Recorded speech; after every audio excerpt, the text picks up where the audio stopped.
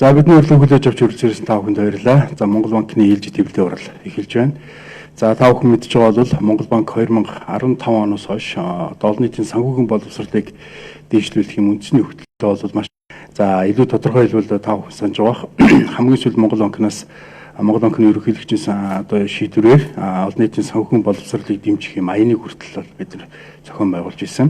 За тэгвэл энэ удаад бид та бүхэнд бол санхүүгийн боловсролыг хэрэгжүүлэх энэ хөтөлбөрийн хүрээнд бол ямар ажлууд одоо өнгөрсөн хугацаанд хийв. За өнөөдөр бол бас ямар амжилтанд хүрчээд байгаа вэ гэдгийн талаар бол бас мэдээлэл өгөхийг зорьсон байгаа. Ингээд та бүхэнд Монголбанкны эдийн ерөнхийлөгч Лав Гүсүрэн бас эхний байдлаар мэдээлэл өгнө. За манай өргөл бас ерөнхийдөө чиглэлүүлээд өглөө. Тэгэхээр 2015 онд Монголбанк санаачлаад за сангийн санхүүгийн зохицуулах хороо боловсрол соёл шинжилх ухаан спортын яам ингээ хамтраад олон нийтийн санхүүгийн боловсролыг дэвшлүүлэх юм хөтөлбөрийг гаргасан байна. За энэ хөтөлбөр маань өөрөө бол зүгээр нэг тодорхой гаргасан. За хөтөлбөрийн маань гол зорилго юу вэ гэхээр төсөөдргөө Монгол улсын иргэд одоо хүүхэд залуучууд, за орон нутгийн хүмүүс байна уу, за хотын иргэд байна уу, хинж байсан. Ерөөсөө өдөр тутам амьдралдаа бол одоо ерөөсөө санхүүгийн үйлчлэгийг бол байнга авч байгаа. Энэ одоо санхүүгийн бүтээгдэхүүн үйлчлэгээтэй холбоотой юм одоо амьдрал дээр байгаа үйл явцад байнга оролцож явж байгаа л да. Одоо зүгээр энгийн жишээ хэлэх юм бол за та ингээл одоо өнөөдөр нийтийн тээвэрт суулаа, автобусанд суулаа. Автобусанд одоо нийтийн тээвэрт маань одоо бэлэн мөнгөөр үйлчлэгээ болцсон. Одоо карт нөөрөө ингээд зайнаас ингээд шууд хүрээл төлбөр тооцоонд хийгдчихдэг ийм системд орсон. За цалин авлаа. Цалин бол заас зээлийн карттай, кредит карт гэдэг карт байгаа. За тэгээд картууд маань өөрөө таны харилцах данснаас гадна хадгаламжийн данстай шууд холбогддог ч юм уу. Ингээ хүний амьдралд болж байгаа өнөөдөр ингээл өглөөс бол гарч явхад бүх л юм бол ингээ дандаа санхүүгийн бүтээгдэхүүн үйлчлэгтэй хүн ингээ харьцаад байгаа учраас Монголбанкны хувьд бол ерөнхийдөө иргэдийн санхүүгийн боловсролыг дэвшлүүлэх нь нэгдүгээр чухал юм байна. Юугаараа чухал юм бэ гэхээр нэгдүгээрт одоо тэр зуучлагч буюу тэр санхүүгийн үйлчлэгээний байгууллагууд хэр идэвхтэй оролцож байна. За нөгөө талаасаа энэ бүтээгдэхүүн үйлчлэгийг хүртэж байгаа иргэд харилцагч өөрөө хэр энэ талаар боловсролтой байна гэдэг үнэлгээ өгдөг. Тэгэхээр 2012 онд орсон үнэлгээгээр бол Монгол улс бол ерөнхийдөө санхүүгийн боловсрол тийм хангалттай биш юм байна. Таархан улс юм байна гэдэг ийм дүн гарсан байсан учраас бол энэ хөтөлбөр анх хэрэгжиж эхэлсэн. Тэгээ хөтөлбөр бол нэлээд хэрэгжээд бол бас нэг хэсэг хугацаа өнгөрцөн байна. 15-наас хойш биднес бас одоо түрүүчээс харж байна. Бид хэд одоо энэ 18 оны хувьд бол одоо дэлхийн энэ олон улсын хүүхэд залуучуудын санхүүгийн боловсрол гэдэг ийм 170-аад гишүүнтэй ийм байгууллагын шилдэг гэсэн ийм шагналыг хүртсэн. Тэгэхээр энэ бол одоо 18 онд одоо Монгол за хөтөлбөр маань өөрөө бол ерөнхийдөө бид хэд бол нийтдээ ерөнхийд нь гэж явдггүй. За хүүхэд одоо сурагчид зориулсан хөтөлбөр. За оюутан залуучуудад зориулсан хөтөлбөр. За орон нутгийн иргэдэд зориулсан хөтөлбөр. За тэгээ нийтдээ олон нийтэд зориулсан одоо банкны харилцагчдад зориулсан гэх хөтөлбөр гэдэг тусад нь ялгаж өгдөг байгаа. Яа ингэж ялгаж өгснөөрөө юу нь бол илүү давуу талтай байх. Тэгэхээр яг өөрсөнд нь таарсан хэмжээнийх нь зорилтод бүлэгдээ тохирсон хэмжээний хөтөлбөрийг хэрэгжүүлж явж байгаа да. Гол онцлог нь байгаа юм. Тэгээд ерөнхийдөө бол одоо энэ шагнал маань өөрөө ялангуяа сурагчид хүүхэд залуучуудад зориулсан хөтөлбөр маань маш амжилттай хэрэгжсэнийг бол үнэлсэн байгаа. Тэгэхээр бол Монголбанкн дээр бол манай энэ олон нийт боловсролын бас төв маань ажилладаг мэдээллийн төв. Энэ төв дээр бол бид хэд бол одоо их сургуулийн багш нар за боловсрол соёлын ухааны яамны тодорхой газар бодлогын газрын ажилтнуудтай хамтраад за ямар ч байсан одоо 10 жилийнхээ одоо боловсролын хөтөлбөрт нь энэ санхүүгийн боловсрол гэсэн хэсгийг нэмж оруулахаар бол санаачлаад ерөөхдөө бол 9 дугаар ангид зориулсан, 10 дугаар ангид зориулсан, за ахлах ангийнхан зориулсан одоо номнууд бэлэн болгосон байгаа сурагчдыг хувь хүний санхүү гэсэн нэртэй ийм сурагчиг. За мэдээж ганц ном боловсрол гаргаад энэ нь бол энэ өдрийг бол байнга хамт хэмжиж байгаа. Ялангуяа өнгөрсөн онд бол бид 10 сарын 30-нд бол орон нутгийн хэлсэн. Ингээд ахлах хүүхдэд очиж ахлах хүүхдийн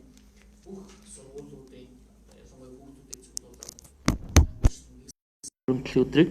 Тэгээ хуримтлалын ашиг тусыг бол нэлээд сайн одоо тэдэнд бол ойлгуулсан. Тэгээ хуримтлалаа яаж хуримтлуулах вэ? Яаж нөгөө одоо дэлхийн туршлага байдаг ямар улсуудад гахаа шиг юм савнд гахаа хэлбэртэй савнд мөнгө хадгалдаг. Ямар улсууд нь одоо өөрийн улс улсынхаа үндэсний онцлогтой болсон тийм хуримтлалын савыг бий болгож, лого ч юм уу, бэлэг тэмдгийг бий болгож ажилдаг тэр туршлагыг бас хуваалцсан.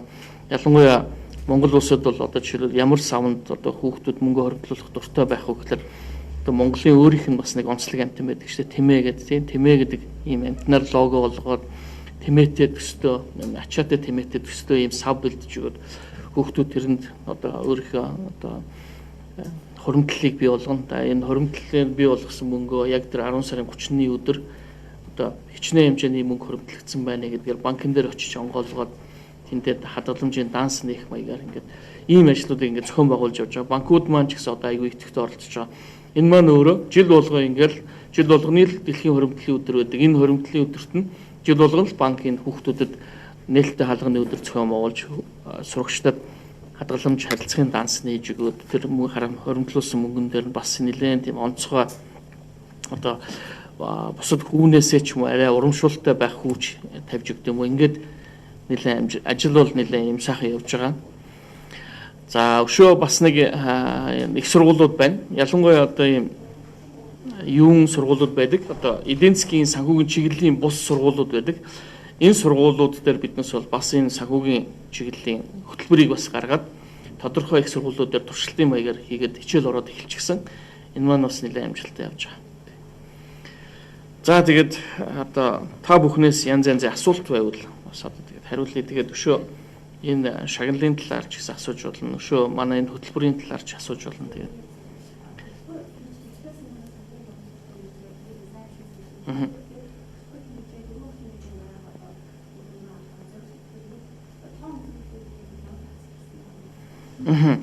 Тэг яг би нэг хэдэн тоонууд бол хэлж болж байна л да. Одоо ерөнхийдөө бид хэд яг өнгөрсөн онд ямар ажил зохион байгуулсан бэ гэхээр одоо 21 аймаг 9 дүүргийн одоо нийгмийн ухааны юм 30 юм арга зүйчийг одоо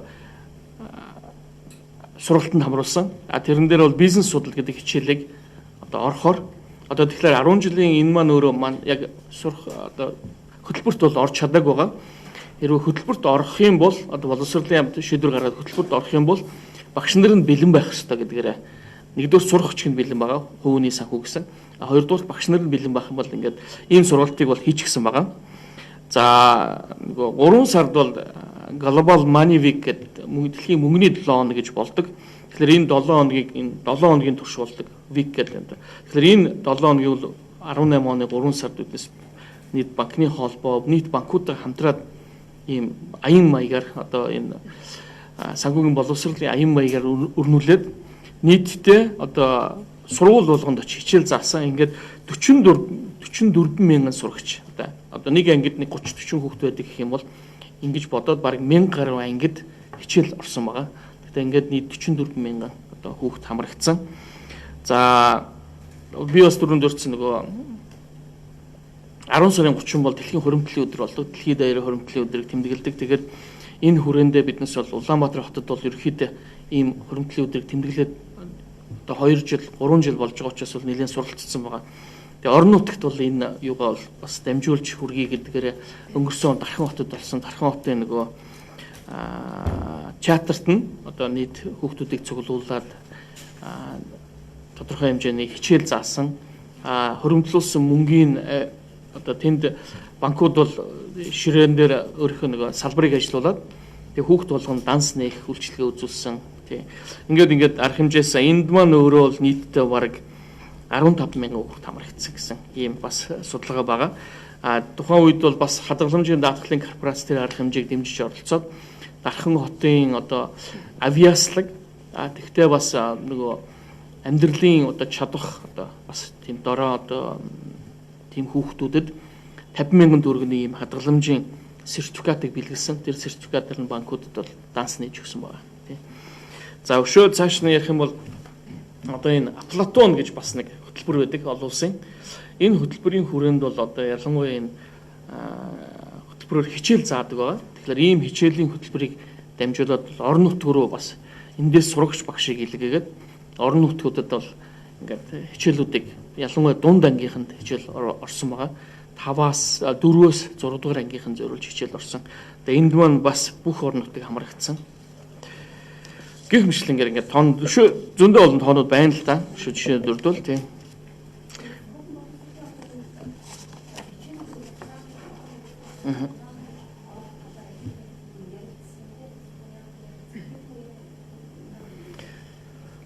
За нурвал нэлээд тодорхой жишээлж байна. Асцсан байна. За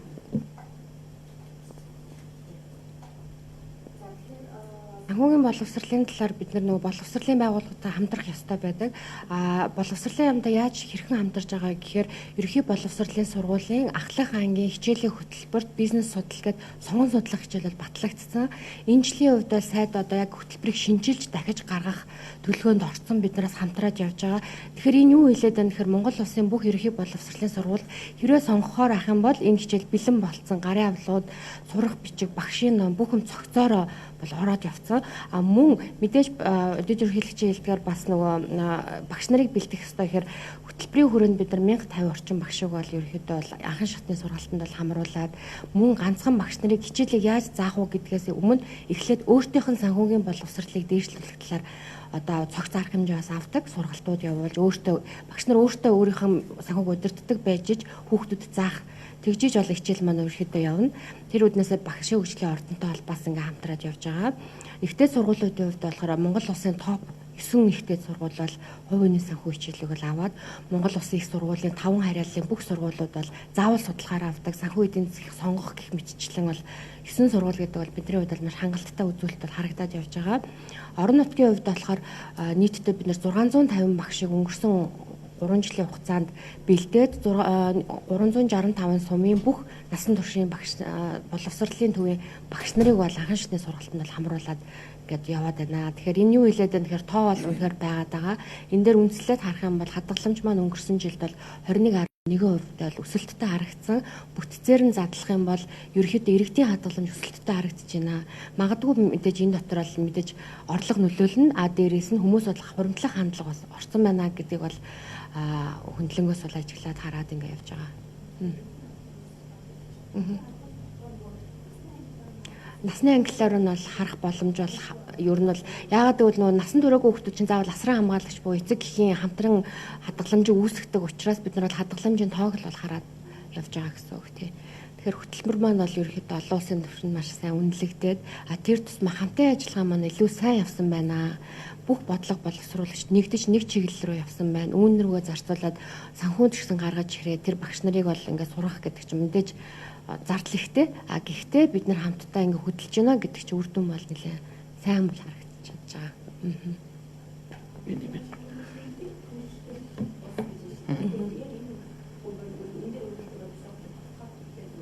За шилдэг түншлэл гэдэг нь ерөөхдөө хамтын ажиллагаа гэсэн үг байгаа. Нэг байгууллага ганцаараа явах биш, нэг байгууллага манлайлаад бусад байгууллагатайгаа хамт нэг чиглэл рүү алхаал явж гин гэсэн үг.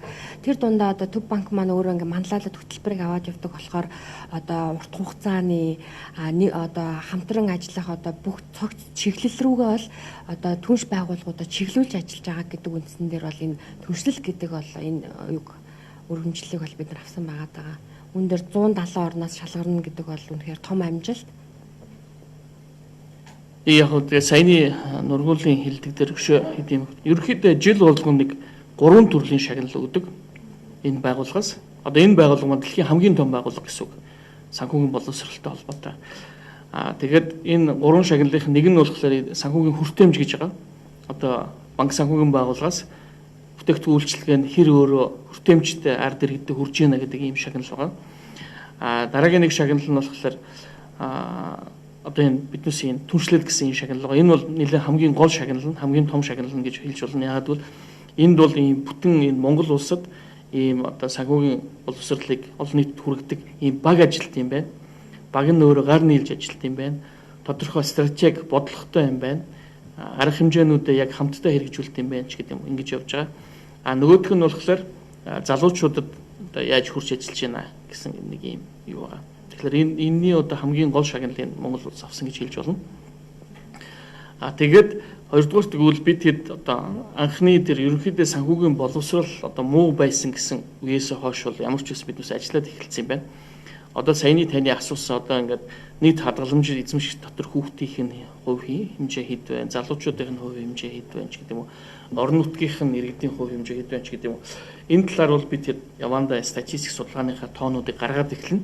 Энэ маань өөрөө цаашаа юу хэлэх вэ гэхээр боловсрол маань хэр одоо эзэндээ хүртээмжтэй очиж чинь яг зорилтод бүлгэдээ хүрч чадж гэнэ үү гэдэг рүү хүрэхээс гадна хоёрдугаар тэгвэл дараагийнхаа шагнал руу бас очих боломжтой болж эхэлнэ. Яг бол хүртээмжтэй санхүүгийн бүтээгдэхүүлчлэгээ хүртээмжтэй болж чадж гэнэ гэх юм бол нөгөөдөл бас үнэлж эхэлнэ лээ бид хэдэг. Гэхдээ ерөнхийдөө санхүүгийн хүртээмж гэдэг шагнал бол голцоо өндөр хөгжсөн санхүү бүтээгдэхүүн санхүүгийн салбар нь өндөр хөгжчихсэн хүн болгондоо хүрч чаддаг тийм юунууд руу их очдог. Гэхдээ мэдээж тодорхой хэмжээнд очиод зогссон бол тэгээд тэр чинь бас цаашаа явахгүй гэсэн үг.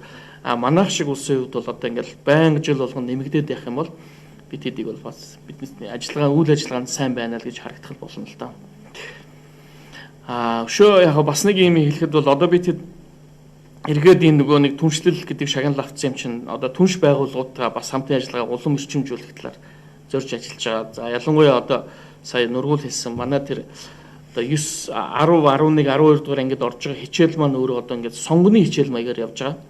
Одоо тэр хүүхэд сууя гэвэл сууж байгаа болохоос яг суухгүй гэвэл заавал үзэх хичээл биш байгаа. Тэгэхээр бид юу гэж үзэж байгаа гэхээр ер нь бол энэ бол албан ёсоор заавал үзэх хичээлийн юмд нөхцөлбөрт нь оруулж өгөөч гэдгийг бол боловсролын яамд байн жил болгоно л тавьж л байгаа л да. Яг эхний удаад бол биднээс ийм хүсэл тавихад бол нэгдүгээр сурах бичигчин байгаа мó одоо ингээ юу хичээлийн нөгөө сэдв хүрээ концепц нь ярьж ирсэн. Хоёр дараагийн удаад нь бол ерөнхийдөө хинээр хүрэх юм бэ? Багш нар чинь бэлэн юм уу? Тэр багш нар ч өөрөө бэлэн байгаа юм бол гэж ярьсан. Одоо бол сурах бичгэнч бэлэн болсон, багш нарын ч бэлэн болсон учраас аль болохоор энийг оруулах нь одоо ямар ч байсан тодорхой хэмжээний нөхцөл хангагдсан гэд бидний зүгээс үзэж байгаа учраас байнга энийгээ тавина. Зүгээр одоо энэ маань өөрөө яаж хүмүүстэй хүртээмжтэй болж ийн гэдгийг нь харагдах уу гэхээр нэгдүгээр банкаар үйлчлүүлж байгаа иргэд маань өөрсдөө бүх бүтээгдэхүүлчлэгийг хурж авч чадчихвэл их зөв болж байгаа. Хоёрдугаар тэгвэл тэр бүтээгдэхүүлчлэгийг авахтаа гаргаж байгаа шийдвэрүүд нь бас их зөв байж гэх юм бол үр дүнтэй болно л да. Одоо та бүхэн өөрсдөө сайн мэддэг шүү дээ. Одоо байнга л заримдаа гомдол гардаг шүү дээ. Одоо ингээд зээл авсан байсан. Би бараг авахгүй байхад нь авсан юм уу? Эсвэл гэрээ зураг саргаар зурсан. Энэ надад бол миний нөгөө ирэх хангагдсан гэрээ байсан уу юу ч гэдэг юм уу ингээд дараа нь сүүлд нь гомдолтой юм шиг ингээ асуудал үүсээд байдаг учраас одоо энэ санхүүгийн боловсролын маань гол зорилго чинь нэгдүгээр тэр харилцагч олон нийт маань тэр санхүүгийн бүтээгдэхүүн үйлчлэг авахдаа их ухаалаг оролцож тэрийг бол зөв сонгож үйлчлүүлээд шийдвэрээ зөв гаргахад нь л дэмжлэг болох зорилттой байна. Тэгэхээр тэр нь одоо хүүхэд залуучууд энийг сураад гарна гэдэг маань нэг ийм бүхэл бүтэн үе одоо бэлтгэгдсэн одоо ухаалаг үйлчлэгээ авч чадхаар зөв шийдвэр гаргаж чадхаар ийм үе бэлтгэгдэн л гэж харж байгаа л да тийм.